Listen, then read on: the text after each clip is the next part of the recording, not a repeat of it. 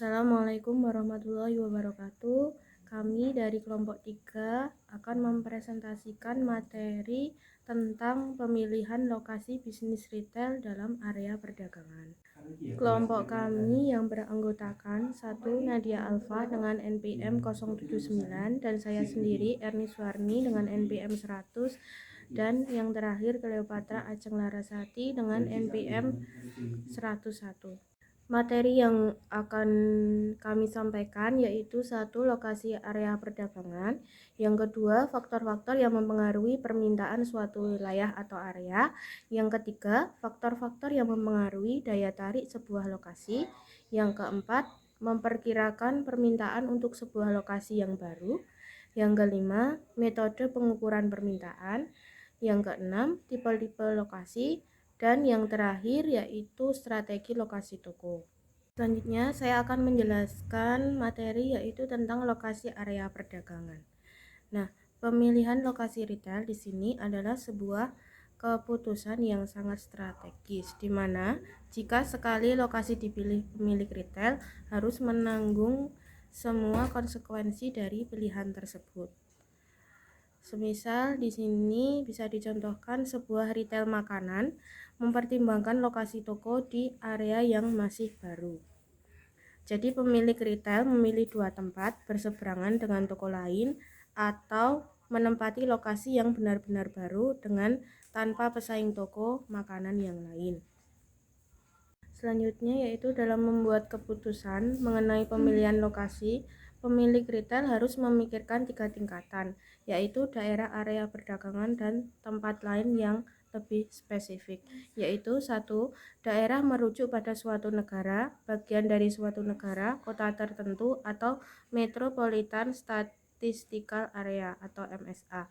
Yang kedua yaitu area perdagangan adalah area geografis yang berdekatan yang memiliki mayoritas pelanggan dan penjualan sebuah toko, mungkin bagian dari sebuah toko atau dapat meluas di luar batas-batas kota tersebut, tergantung pada tipe-tipe toko dan intensitas dari para pelanggan potensial di sekitarnya. Yang ketiga yaitu tempat yang lebih spesifik dan khusus. Selanjutnya yaitu faktor-faktor yang mempengaruhi permintaan suatu wilayah atau area perdagangan. Wilayah-wilayah terbaik dan area-area perdagangan adalah tempat-tempat yang dapat menghasilkan permintaan tertinggi atau penjualan untuk sebuah retail. Meskipun analisis wilayah berbeda dengan analisis area perdagangan karena perbedaan luas areanya, namun biasanya terdapat faktor-faktor yang tidak banyak berbeda yang membuat suatu wilayah atau area perdagangan menarik untuk dipilih. Faktor-faktor yang mempengaruhi permintaan suatu wilayah atau area perdagangan yaitu pertama 1. Skala ekonomi versus kanibalisasi. Pada awalnya diharapkan bahwa sebuah retail seharusnya memilih lokasi terbaik dalam suatu area perdagangan, tetapi kebanyakan warabala atau chains mengarah pada sebuah area dengan sebuah jaringan pertokoan. Dengan membuka banyak toko dalam area perdagangan yang sama dapat menjadi solusi terhadap toko yang kinerjanya kurang baik. Meskipun strategi ini kelihatannya tidak masuk akal, tetapi terbukti berhasil untuk Home Depot, yaitu sebuah retail di bidang peralatan rumah tangga yang cukup besar di Amerika Serikat. Yang kedua yaitu demografis dan karakteristik gaya hidup. Dalam banyak kasus, area-area di mana populasi bertumbuh lebih dinikmati dibandingkan dengan yang areanya di mana area yang populasinya menunjukkan penurunan. Beberapa retail seringkali mengambil keputusan untuk masuk dalam pusat pembelanjaan yang baru untuk mengantisipasi terjadinya permintaan yang cukup besar di sekitar area pinggiran. Karakteristik gaya hidup dari populasi mungkin relevan pula untuk dipahami dalam menentukan lokasi retail. Dengan demikian, dapat dikatakan bahwa penetapan lokasi juga tergantung pada sasaran atau target pasar yang dikejar oleh retail. Contohnya, banyak mahasiswa memiliki pendapatan yang rendah, Namun mereka mungkin saja berasal dari keluarga yang kaya, dan mereka merupakan konsumen yang relatif terdidik dan potensial untuk menciptakan permintaan pada suatu retail tertentu. Selanjutnya yaitu iklim bisnis. Penting untuk mengamati tren atau kecenderungan pekerjaan konsumen pada pasar sasaran retail karena pekerjaan tertentu identik dengan penghasilan yang tinggi dan biasanya berarti pula mempunyai daya beli yang lebih tinggi. Hal ini juga berguna untuk menentukan area mana yang bertumbuh dengan cepat. Bila pertumbuhan tidak terdiversifikasi ke dalam sebuah industri, area tersebut mungkin akan menjadi area yang kurang menguntungkan sebagai akibat siklus tren yang terus menurun dan merugikan. Yang keempat yaitu kompetisi. Tingkat kompetensi dalam sebuah area juga mempengaruhi permintaan atas barang dagangan retail. Tingkat kompetensi bisa dirinci sebagai berikut. 1. Tingkat kompetensi yang telah mengalami kejenuhan, yaitu sebuah area perdagangan yang jenuh dengan menawarkan kepada konsumen sejumlah pilihan barang dan jasa yang cukup, tetapi memungkinkan retail untuk terus berkompetisi dalam mendapatkan keuntungan. Hal ini terjadi karena konsumen tetap tertarik pada area ini, disebabkan terjadinya banyak pilihan toko maupun barang dagangan. Yang kedua yaitu tingkat kompetisi yang kurang. Strategi yang lain adalah menemukan lokasi area perdagangan yang kurang toko. Artinya, sebuah area yang hanya terdapat sedikit toko yang menjual sebuah barang atau jasa yang spesifik untuk memenuhi kebutuhan populasi. Yang ketiga yaitu tingkat kompetisi yang berlebih. Area perdagangan toko yang berlebih yaitu memiliki banyak toko yang menjual barang secara spesifik dan tidak banyak bisa dibedakan oleh konsumen dalam populasi. Dengan demikian juga, dengan lokasi yang memiliki persaingan usaha yang rendah, berikut ini adalah perbandingan sisi berlebihan dan kekurangan di antara dua alternatif lokasi berkenaan dengan tingkat kompetisi, lokasi usaha, dan tingkat persaingan tinggi. Yang kelima, yaitu masalah-masalah lokasi secara global.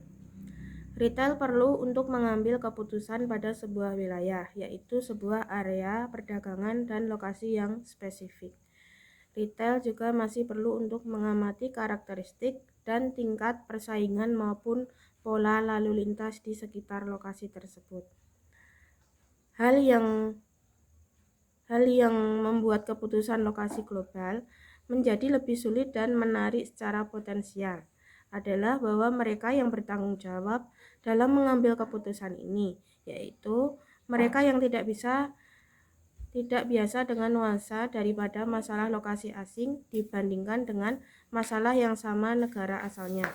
Lebih jauh lagi, rangkaian toko nasional di Amerika Serikat umumnya memiliki hubungan kerja dengan sekelompok pengembang loyal mayoritas, sehingga kesulitan dalam menentukan lokasi di tempat asing menjadi sedikit dapat diantisipasi dan diatasi.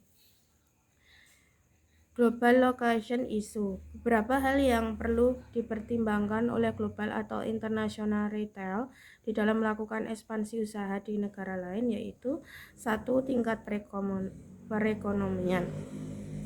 Tingkat perekonomian seperti tingkat inflasi, tingkat GDP, tingkat GNP, dan sebagainya menjadi indikator penting dari pemilihan lokasi ekspansi usaha retail global. Pembisnis retail global cenderung berekspansi pada negara dan tingkat perekonomian yang berkembang dan maju. Yang kedua yaitu stabilitas politik. Stabilitas politik untuk menjamin keberlangsungan investasi beserta pengembalian investasi yang dilakukan oleh pembisnis retail global. Kondisi politik yang tidak stabil menurunkan minat ekspansi dari pembisnis global untuk menanamkan investasinya di negara tersebut. Yang ketiga, peraturan pemerintah lokal. Setiap negara memiliki kebijakan dan peraturan tersendiri berkaitan dengan perizinan bisnis internasional, perlindungan industri dalam negeri, perlindungan konsumen, dan sebagainya. Yang selanjutnya yang keempat yaitu sumber daya manusia. Tingkat kualifikasi sumber daya manusia yang berbeda antar negara satu dengan yang lain. Hal ini yang mengakibatkan banyaknya orang asing yang ditempatkan pada posisi top manajemen, pihak manajemen yang handal untuk mengelola rangkaian retail internasional atau international retail chains. Yang kelima yaitu infrastruktur. Infrastruktur suatu negara juga menjadi pertimbangan utama karena hal ini berkaitan dengan distribusi dan pasokan barang untuk usaha retail. Pembisnis retail global dapat bekerja sama dengan pemasok lokal untuk memasok barang dengan standar kualitas yang ditetapkan oleh retail global. Selain itu, infrastruktur juga mencakup bidang teknologi yang mempermudah pertukaran informasi dan koordinasi dengan kantor pusat. Lemahnya infrastruktur teknologi di sebuah negara dapat menjadi penghalang ekspansi usaha retail di negara tersebut. Yang keenam yaitu sosial budaya. Berbicara usaha retail tidak bisa dilepaskan dari sosial budaya masyarakat selaku konsumen retail. Terkadang country of origin effect turut mempengaruhi pemilihan negara sebagai lokasi ekspansi bisnis retail global. Misalnya di beberapa negara Latin dan Timur Tengah yang tidak menyukai retail chain store yang berasal dari budaya negeri barat. Rasa nasionalisme yang tinggi di Jepang untuk memakai produk-produk buatan dalam negeri dan sebagainya. Selanjutnya presentasi akan dilanjutkan oleh Saudari Nadia Arfa. Saya akan menjelaskan faktor-faktor yang mempengaruhi daya tarik sebuah lokasi. Kita akan mengamati keuntungan aksesibilitas dan keuntungan secara lokasi sebagai pusatnya. Yang pertama, aksesibilitas. Aksesibilitas suatu lokasi adalah suatu kemudahan bagi konsumen untuk datang atau masuk dan keluar dari lokasi tersebut. Analisis ini terbagi menjadi dua tahap, yaitu yang pertama analisis makro dan yang kedua analisis mikro. Analisis makro merujuk pada akses yang harus dilalui oleh konsumen dari tempat di mana mereka berada. Akses makro tersebut adalah yang pertama penghalang alam. Penghalang alam ialah penghalang akses makro yang berasal dari alam seperti sungai, danau, dan tebing. Lalu yang kedua, penghalang buatan ialah penghalang akses makro yang dibuat oleh manusia seperti rel kereta api dan polisi tidur. Lalu yang ketiga, kondisi jalan. Kondisi jalan yang masuk dan terbatas dapat mengganggu akses makro konsumen menuju lokasi usaha retail, seperti yang gang sempit, jalan berlubang, dan mudah tergenang air. Dan yang terakhir ialah pola lalu lintas yang diterapkan oleh Dinas Perhubungan dan kepolisian setempat, seperti rute untuk berputar menuju lokasi usaha retail, perpindahan jalur satu ke jalur yang lainnya, dan arah arus berangkat dan pulangnya aktivitas masyarakat. Untuk analisis selanjutnya adalah analisis mikro. Analisis mikro merujuk pada akses 3 km di sekitar lokasi usaha retail. Beberapa hal yang terkait dengan akses mikro adalah yang pertama, jarak penglihatan. Jarak penglihatan lokasi usaha harus dapat terlihat dari kejauhan. Tujuannya agar konsumen mudah dalam menemukan lokasi. Lalu yang kedua, lahan parkir. Akses mikro berikutnya yang paling penting untuk usaha retail di daerah perkotaan adalah lahan parkir. Tujuannya agar dapat menampung kendaraan konsumen. Lalu untuk selanjutnya adalah kepadatan arus lalu lintas. Salah satu indikator lokasi usaha yang strategis karena mendatangkan konsumen secara tidak langsung. Untuk selanjutnya adalah faktor-faktor yang memberi pengaruh. Keuntungan dalam lokasi dalam sebuah pusat. Setelah aksesibilitas pusat telah dievaluasi, analis harus mengevaluasi lokasi di dalamnya. Lokasi yang lebih baik memerlukan biaya yang lebih. retail harus mempertimbangkan kepentingan konsumen. Contohnya, dalam wilayah pusat perbelanjaan, lokasi yang lebih mahal adalah lokasi yang mendekati supermarket. Lalu untuk selanjutnya, memperkirakan permintaan untuk sebuah lokasi yang baru. Area perdagangan adalah area geografis yang berdekatan yang memiliki mayoritas pelanggan dan penjualan dari sebuah toko. Zona dalam area perdagangan tersebut terbagi menjadi 3, yaitu zona primer, zona sekunder, dan zona tersier. Zona primer sendiri adalah area geografis dari mana toko atau pusat perbelanjaan tersebut mendapatkan 60% dari para pelanggannya. Lalu yang kedua, zona sekunder. Zona sekunder adalah area geografis dari kepentingan sekunder dalam tingkat penjualan pelanggan yang menghasilkan sekitar 20% dari penjualan sebuah toko. Lalu yang ketiga adalah zona tersier. Zona tersier termasuk para pelanggan yang kadang berbelanja di toko atau pusat perbelanjaan tersebut. Lalu yang selanjutnya adalah faktor-faktor yang mendefinisikan area perdagangan ditentukan oleh aksesibilitas toko, hambatan-hambatan alami maupun fisik, tipe area perbelanjaan, tipe toko, dan kompetisi. Lalu untuk selanjutnya adalah sumber-sumber informasi. Pertama, para pemilik retail harus menentukan berapa banyak orang yang ada dalam area perdagangan tersebut dan di mana mereka tinggal. Tujuannya untuk menentukan atau melokasikan tempat tinggal para konsumen untuk sebuah toko atau pusat perbelanjaan. Lalu yang kedua, para pemilik retail menggunakan sensus untuk menjelaskan pelanggan potensialnya dalam usaha untuk menilai seberapa besar mereka akan membeli dalam area perdagangan yang diusulkan. Lalu yang ketiga, para pemilik retail menggunakan internet dan sumber yang diterbitkan lainnya untuk menilai kompetensinya. Selanjutnya adalah penandaan pelanggan. Tujuan dari teknik penandaan pelanggan adalah untuk menandai, melacak tempat pelanggan dari sebuah toko atau pusat perbelanjaan. Sensus per 10 tahun adalah sebuah informasi yang lengkap untuk membuat keputusan lokasi. Data demografis dan vendor-vendor penjual.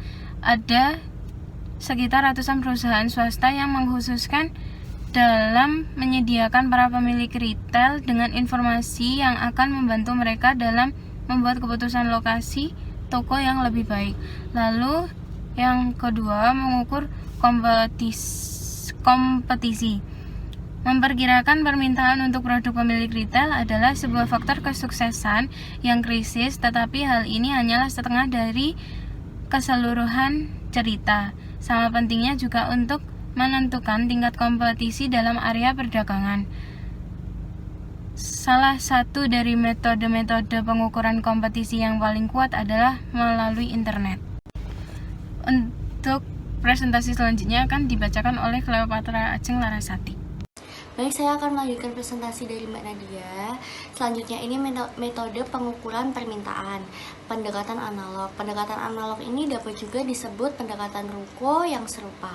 Dalam pendekatan ini, peritel harus mampu menggambarkan karakteristik area perdagangan terbaik di toko dan menggunakan informasi terbaik dalam menemukan lokasi lain. Perbedaan analog dibagi menjadi 3 tahap, yaitu yang pertama, area perdagangan sekarang ditentukan dengan menggunakan teknik penandaan pelanggan. Yang kedua, berdasarkan pada intensitas pelanggan pada toko, zona-zona primer, sekunder, tersier, dan semua yang ditentukan. Yang ketiga, karakteristik dari toko yang ada sekarang dicocokkan dengan lokasi-lokasi toko baru yang potensial untuk menemukan tempat terbaik. Selanjutnya, analisis regresi, sebuah metode umum dari pendefinisian area perdagangan retail yang potensial untuk jaringan retail yang lebih besar dari 20 toko. Langkah-langkah dalam pendekatan analognya ini yaitu yang pertama, area perdagangan sekarang itu ditentukan dengan menggunakan teknik penandaan pelanggan. Yang kedua, zona primer, sekunder, dan tersier ditentukan dengan memplot pada pelanggan di peta. Yang ketiga, mencari data. Yang keempat, membuat persamaan regresi dengan bantuan perangkat lunak. Model gravitasi Hooke merupakan metode penetapan permintaan secara singkat berdasarkan pada hukum gravitasi Newton, dibangun berdasarkan pada premis bahwa kemungkinan pelanggan yang akan berbelanja pada toko atau pusat perbelanjaan tertentu menjadi lebih besar seiring dengan ukuran toko atau pusat perbelanjaannya. Nah, di sini waktu dan dekat jaraknya berjalan daripada pelanggan menuju toko atau pusat perbelanjaan tersebut semakin dekat. Memilih metode yang terbaik. Dalam setiap keputusan semakin banyak informasi yang tersedia, semakin baik hasilnya yang mungkin terjadi. Oleh karena itu, jika sebuah kombinasi dari teknik-teknik tersebut diterapkan dan kesimpulan yang sama dicapai, pemilik retail seharusnya memiliki kepercayaan dari yang besar dalam pengambilan keputusan tersebut.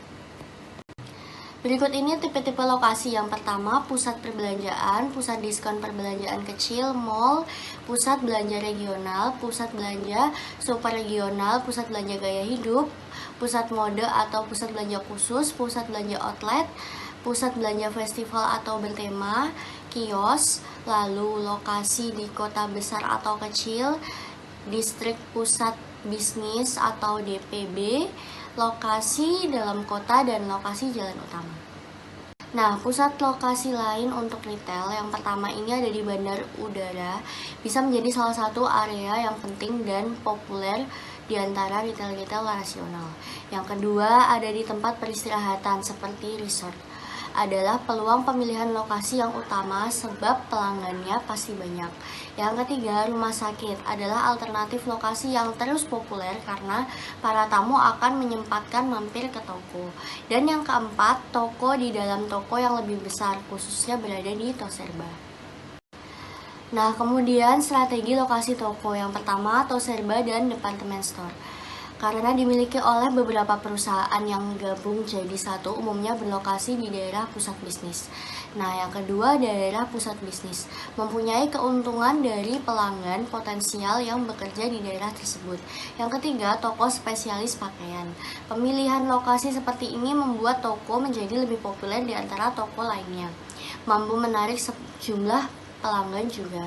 Yang keempat, toko kategori spesialis mempunyai lokasi kebutuhan yang berbeda, memiliki pusat tenaga, sedang pemilihan lokasi yang freestanding memiliki beberapa pertimbangan lain. Yang kelima, toko grosir biasanya ini bertempat di pusat diskonan. Dan yang keenam, butik meriset pilihan lokasinya dengan mengkhususkan pada kalangan atas, cita rasa tinggi, dan pakaian bertempat di pusat keramaian. Sekian presentasi dari kelompok kami, semoga ilmu yang kami sampaikan bermanfaat. Terima kasih.